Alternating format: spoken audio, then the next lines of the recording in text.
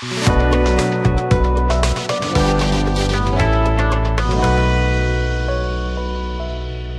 diremos que las declaraciones no son verdaderas o falsas como lo son las afirmaciones. Las declaraciones son válidas o inválidas según el poder de la persona que las hace. Y esta es una distinción fundamental cuando nos ocupamos de las declaraciones. O sea, una declaración implica una clase de compromiso muy diferente al de la afirmación. Recuerden que las afirmaciones pueden ser confirmadas o refutadas por testigos, pues, cosa que hoy en día pone en tela de juicio el poder presidencial de los Estados Unidos, ¿no? Donde los testimonios no son válidos y no coinciden con su apreciación personal. Así es que las afirmaciones, como verdaderas o falsas, pues, han ido perdiendo esa connotación social tan firme y poderosa que hace que el verbo tenga poder de verdad. En cambio, las declaraciones nos comprometen a comportarnos consistentemente con la realidad que hemos declarado. O sea, no es ni verdadera ni falsa. Será válida si somos capaces de que se cumpla y será inválida si no somos capaces de hacerla cumplir. Por ejemplo, si uno dice, juro que en mi vida seré gnóstico fiel a las enseñanzas del avatar de Acuario, ¿sí? No puede luego desdecirse diciendo que realmente no quería decir lo que declaró, sin sufrir las consecuencias de ese actuar inconsistente. La gente dirá, bueno, pero eso no tiene importancia. Muy bien, si fuera un compromiso con un banco y quisieran desdecirse alegremente de la declaración de aceptar un préstamo, recibirlo y no pagarlo, ¿sabes lo que les pasaría, verdad? Pero en ese otro tipo de declaraciones de palabras, de frases, en que no hay algo de esas características, la gente cree que no ocurre nada. Observemos el mundo y démonos cuenta lo que está ocurriendo. Y todo ello desde la perspectiva de la ontología del lenguaje y del poder del verbo es causa directa del uso incorrecto del poder del verbo. El problema del mundo frente a las declaraciones es que las gentes se prometen amor eterno o un cambio de yo psicológico, en el cambio de su estructura psicológica. Y luego otros yoes de su estructura le hacen incumplir su declaración y así es como se ha ido perdiendo la validez de las declaraciones y con ello el poder divino que tiene el verbo, porque la gente no tiene poder sobre sí misma para cumplir las cosas que declaran. En el matrimonio, en los negocios, en la política, en la espiritualidad, la gente funcionan como títeres de sus yoes y sus palabras no tienen ningún poder.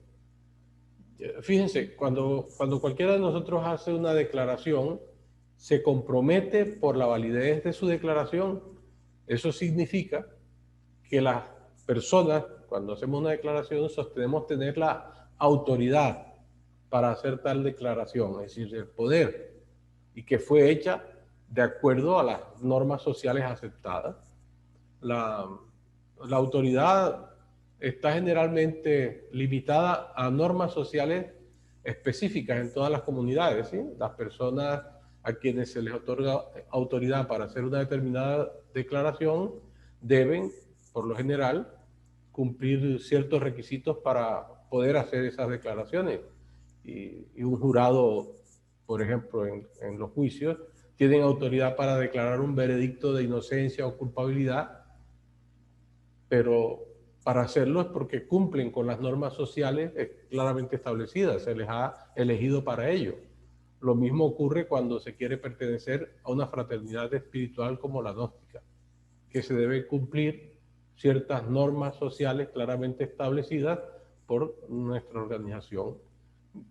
Este curso podríamos decir que es un ejemplo claro de declaración, ¿sí? Se está realizando porque yo he declarado que puedo hacer una revisión de la ontología del lenguaje y el coaching ontológico desde la perspectiva gnóstica. Y ustedes han declarado que quieren participar del mismo. Todos nos hemos comprometido y todos estamos cumpliendo con ese compromiso. O sea, eso es la característica de las declaraciones. Nos comprometemos a hacer algo que decimos que podemos hacerlo y yo tengo el poder, entre comillas, o sea, el conocimiento, los estudios, la preparación y cualificación para dar este curso. Y ustedes se comprometieron porque tenían el poder para decir quiero hacer el curso y lo voy a hacer. Y lo están cumpliendo. Así, en ese sentido, hay un vasto rango de declaraciones que no requieren de una concesión social de autoridad, sino que están asociadas a nuestra propia dignidad de seres humanos. O sea, la dignidad de la persona humana le compete el poder humano de hacer ciertas declaraciones. Todos tenemos el poder de efectuar estas declaraciones fundamentales en el ámbito de la propia vida personal. Y en cuanto uno ejerce ese poder, asienta su dignidad como persona. Una sociedad de hombres y mujeres libres es precisamente aquella sociedad que reconoce y sanciona socialmente los derechos que guardan relación con la dignidad de la persona humana. Ello se relaciona directamente con el reconocimiento de que el individuo, por el simple hecho de serlo, tiene autoridad para efectuar determinadas declaraciones. Y eso es reconocido precisamente en la Declaración Universal de los Derechos Humanos, que es un documento adoptado por la Asamblea General de las Naciones Unidas en su resolución 217A, y fue realizada el 10 de diciembre de 1948, después de esa terrible catástrofe que fue la Segunda Guerra Mundial. Se hizo en París y recoge en sus 30 artículos los derechos humanos considerados básicos.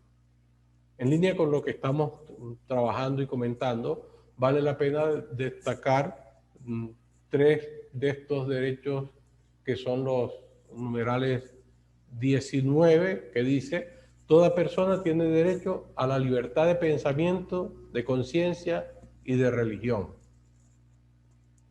El número 20, que dice: todo individuo tiene derecho a la libertad de opinión y de expresión. Y el 21, que nos dice: toda persona tiene derecho a la libertad de reunión y de asociación pacíficas.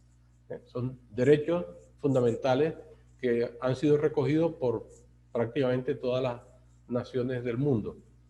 De modo que en esa línea existe una lista de declaraciones que son fundamentales y que todos tenemos derecho a ejercerlas por el simple hecho de ser la dignidad de ser humanos.